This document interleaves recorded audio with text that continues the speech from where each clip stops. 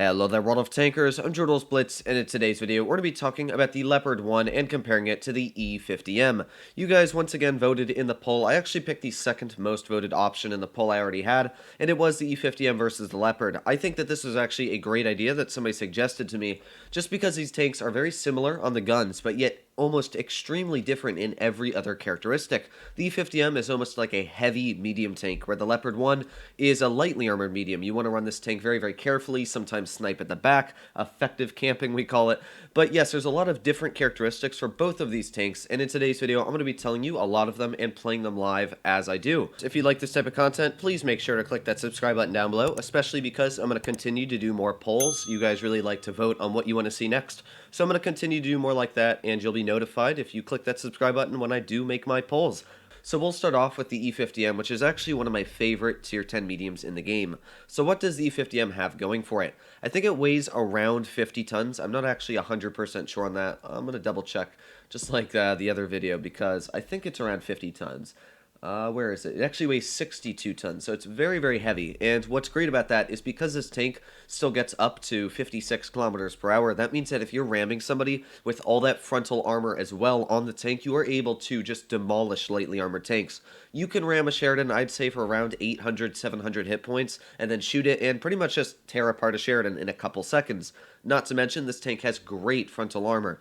The upper plate is about 300 millimeters thick. It's better than like the WZ-113. However, it does have an extremely large lower plate, sort of like an E100, but turned into a medium tank. That's sort of how I think of it. It has very, very weak sides, no spaced armor whatsoever, so you can get easy HESH shells, you can get high explosives even in the side if you are able to get some very high penetration shells.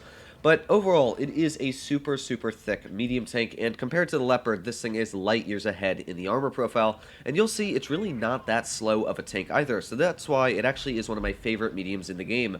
The funny thing is, nobody really talks about this tank or even plays it in the matchmaker anymore. You rarely see E50Ms in the games, like you can see here, nobody's running an E50M, and it really surprises me because the E50M is an excellent tank. It carries the exact same gun as the Leopard 1, which, yeah, that's pretty impressive when you do think about it. So, did bounce the T54 there. Now, it's not the exact same gun, don't, 100% quote me there, but it's got the same dispersion. It's a little bit worse dispersion on move, but pretty much you're getting the same gun as a Leopard with this tank, which is crazy. So there we go, nice HE right into the bat chat. And while this tank does have great armor, I'm still not going to be running it super, super aggressive. So I think you have around 3,000 DPM with this tank, which isn't spectacular. It's decent though. Like you can see here, I'm still very easily able to tap that T54 using my 8 degrees of gun depression. It's working pretty well. So let's tap a heat shell into that T54. Another high roll there. That's really, really lucky. I rarely roll that high ever. But here we go. This is starting off pretty solid. I still want to be careful. They got a Super Conqueror right there. That thing will rip me apart, as we know. It's got a great gun. It's got decent gun depression. Oof. That was a weird bounce. I don't even know how that happened, to be honest. But yeah, I want to be a little careful. They do have a grill, which, as we know, is a super deadly tank destroyer.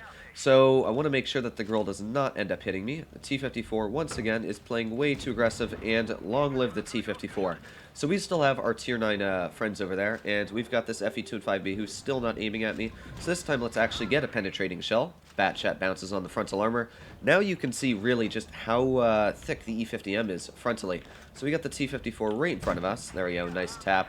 Not really sure what that guy was expecting, but I still want to be very, very careful just because of the tanks they do have up there and the positions they are in. Now we can easily one-shot this FE2 and 5B. So there we go, 2 and 5B cleared of the game, and all they have left are 4 tanks. So this was a pretty solid match to start off on, to be honest. And you could pretty easily see just the E50M has a great gun, as you can see there. Another nice tap.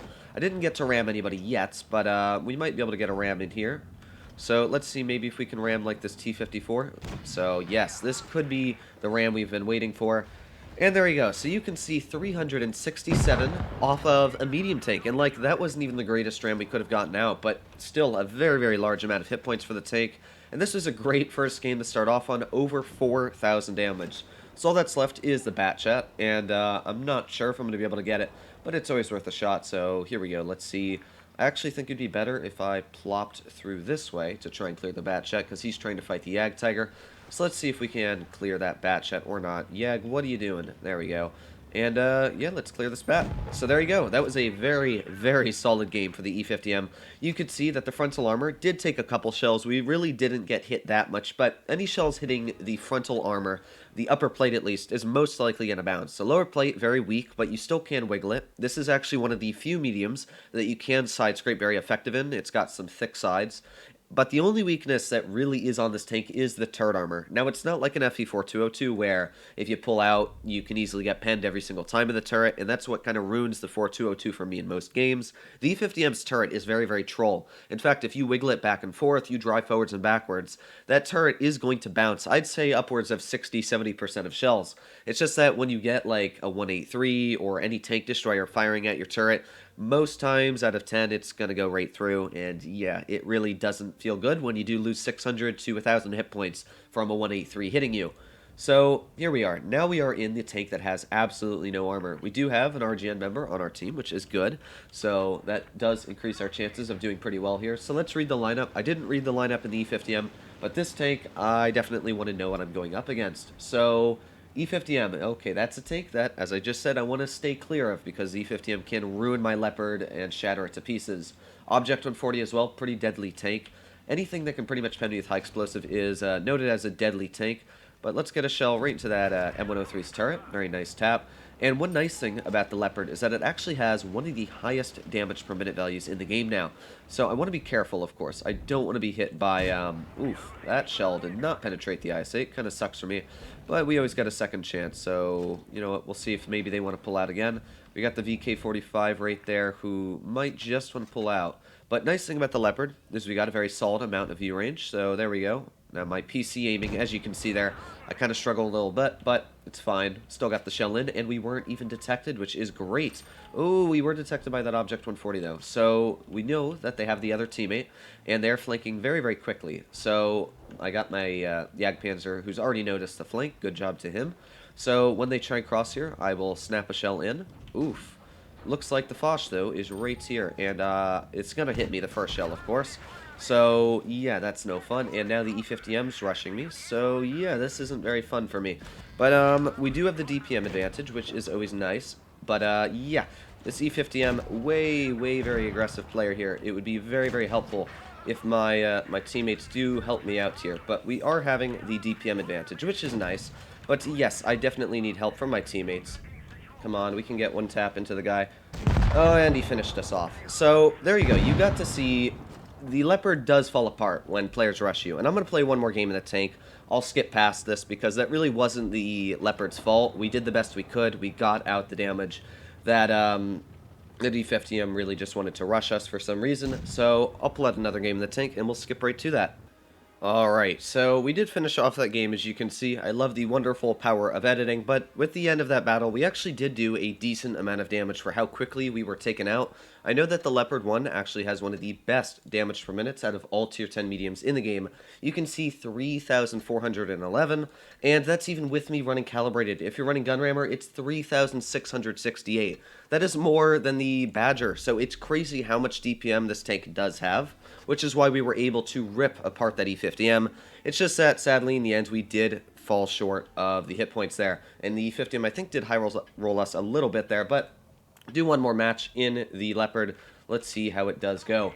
So they also have a WZ-121, I've noticed this game, which is once again a very, very deadly tier 10 medium tank. It has about 3,440 damage per minute. So yeah, I'm not going to push much further than this because I really don't want to play with a vehicle that can just tear me into pieces. And I'm probably spotted. Yes, I am. So yeah, like that 121, it's really not worth it for me to even try and peek my turret out. That's one thing you really got to know in the E50, not the E50, the Leopard 1, is when you're pulling out, you have to realize that you don't have armor, so every time you try and make an aggressive move, the enemy team can most likely get a shell right into your tank. But thankfully, because we have such an accurate gun, I'm able to actually shoot that guy across the map.